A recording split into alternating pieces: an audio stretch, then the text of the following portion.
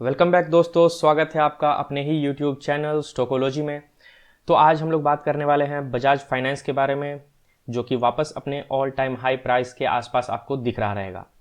और हम लोग इस पूरे वीडियो में हम लोग इसकी टेक्निकल एनालिसिस को देखेंगे, क्या कुछ प्राइस एक्शन बन रहा है, कौन से लेवल इंपॉर्टेंट है, कहाँ पे एंट्री हम लोग कर सकते हैं, क्या टारगेट रहेगा, ये सारी बातें हम लोग इस वीडियो में डिस्कस करेंगे। तो चलिए हम लोग अपने वीडियो को आगे बढ़ाते हैं।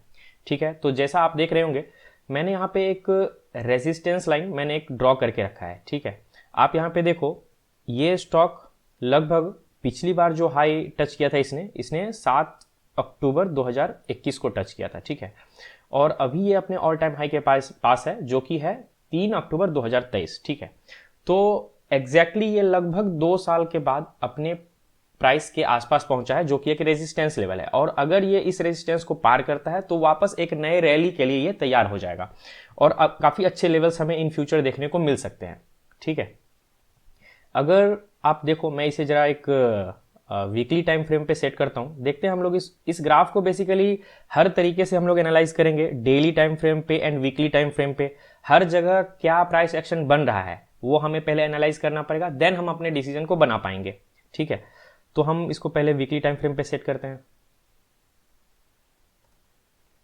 तो अगर आप यहां पे देख रहे हो, तो ये स्टॉक काफी एक अच्छी रैली के बाद यहां पे एक डब्ल्यू सा पैटर्न बनता हुआ दिख रहा होगा। ठीक है, ये देखो, एक डब्ल्यू पैटर्न बनता हुआ दिख रहा रहेगा।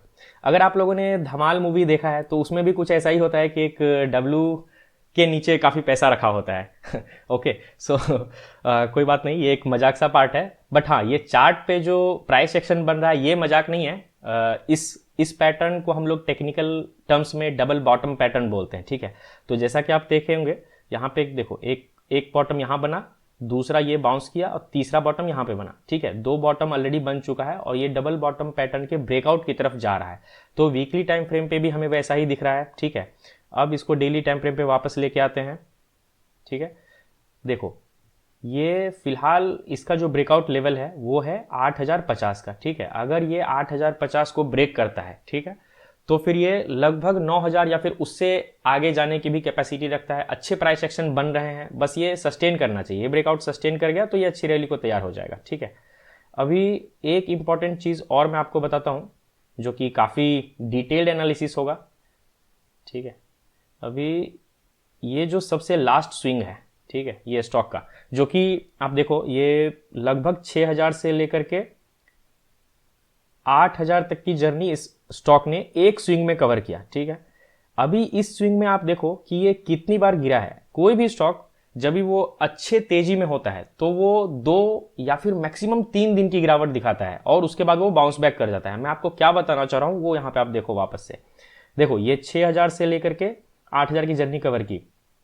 इस पूरे जर्नी में आप देखो, ये एक है जहां पे कि 2 दिन की गिरावट हुई, वापस ये स्टॉक बाउंस कर गया। ठीक है, बाकी सब में 1 दिन की ही गिरावट हुई है। यहां पे आप देखो, वापस से 2 दिन की गिरावट हुई, दो रेड कैंडल आपको दिखेंगे, उसके बाद ये बाउंस कर गया।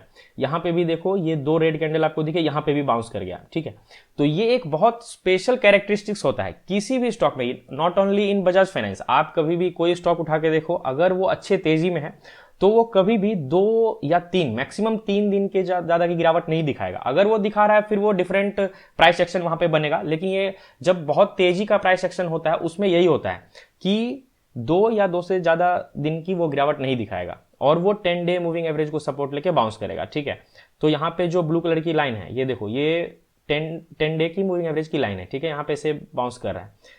आज का जो कैंडल है, ये 4 अक्टूबर का कैंडल, आज इसने यहाँ पे ब्रेक गिरावट दिखाई है। ठीक है, तो अगर हम लोग इसके पिछले एनालिसिस को देखें तो हो सकता है कि ये 2 कैंडल की गिरावट को दिखा करके और वहां से फिर बाउंस बैक कर जाए। अब होगा या नहीं होगा वो तो हमें बाद में ही पता चलेगा, जो नेक्स्ट कैंडल बनेगी, प्राइस एक्शन जैसा बनेगा वैसा ही पता चलेगा। लेकिन फिलहाल के लिए हम मान सकते हैं, अगर इसे तेजी कंटिन्यू करना है तो 2 या 3 दिन, उससे ज्यादा की गिरावट इसे नहीं दिखानी है। अगर ये दिखाता है तो फिर हमारे लिए कॉशियस पॉइंट हो जाएगा। बट अगर ये नहीं दिखाता है और अपनी रैली को कंटिन्यू करता है तो ये पक्का इसको ब्रेकआउट करेगा और एक अच्छी रैली की तरफ जाएगा। मैं आप लोग के लिए इतनी अच्छी अच्छी इंफॉर्मेशन लेके आ रहा हूं। अगर आपको ये पसंद आ रहा हो तो आप प्लीज हमारे चैनल को सब्सक्राइब करें। ऐसी ही इंफॉर्मेशन हम लोग फ्यूचर में लेके आते रहेंगे। तो आई होप मैंने ये टेक्निकली हमने काफी इसको देखा किस तरीके के प्राइस एक्शन बन रहे हैं। अब थोड़ा हम इस स्टॉक का फंडामेंटल एनालिसिस भी कर लेते हैं। कभी क्या होता है कि कोई भी स्टॉक अगर अपने ऑल टाइम हाई प्राइस पे आ रहा है या फिर कुछ न्यू प्राइस के तरफ जा रहा है, 52 वीक हाई लगा रहा है, तो जरूर कुछ ना कुछ फंडामेंटली कुछ ना कुछ हो रहा होता है। या अभी देखो, किसी भी स्टॉक का प्राइस क्यों बढ़ेगा? अगर कंपनी की अर्निंग बढ़ेगी तो ही उसका प्राइस बढ़ेगा। ये एक सिंपल मैथमेटिकल कैलकुलेशन है जो कि डायरेक्टली प्रोपोर्शनल है। स्टॉक का प्राइस का सीधा रिलेशन होता है कंपनी के अर्निंग से। कंपनी की अर्निंग अच्छी हो रही है तो स्टॉक की प्राइस डेफिनेटली बढ़ेगी बढ़ेगी। तो ये सेम चीज हम इसको वेरीफाई करेंगे। कुछ फंडामेंटल चेक देखेंगे कंपनी का, वहां पे क्या दिख रहा है वो हम देखते हैं।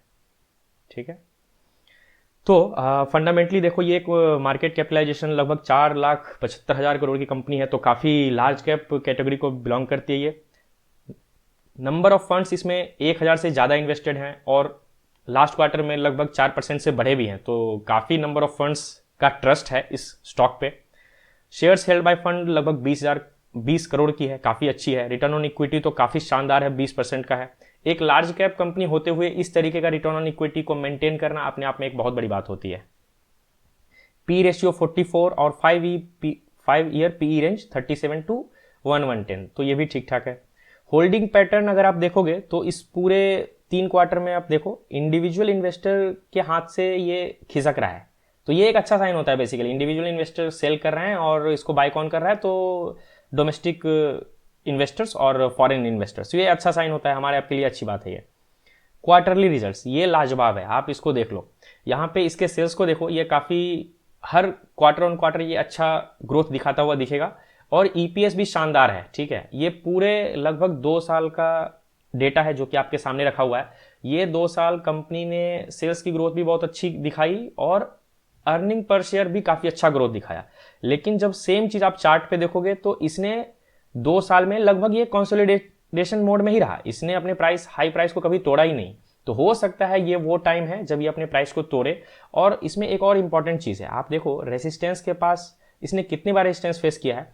तो ये हुआ पहला, ये मेरा कर्सर जहाँ पे आप देख रहे हो ये फर्स्ट टाइम है, ये सेकेंड टाइम है, यहाँ पे ये थर्ड टाइम है और फाइनली ये फोर्थ टाइम है। तो 4 बार ऑलरेडी ये रेजिस्टेंस के आसपास फेस कर चुका है।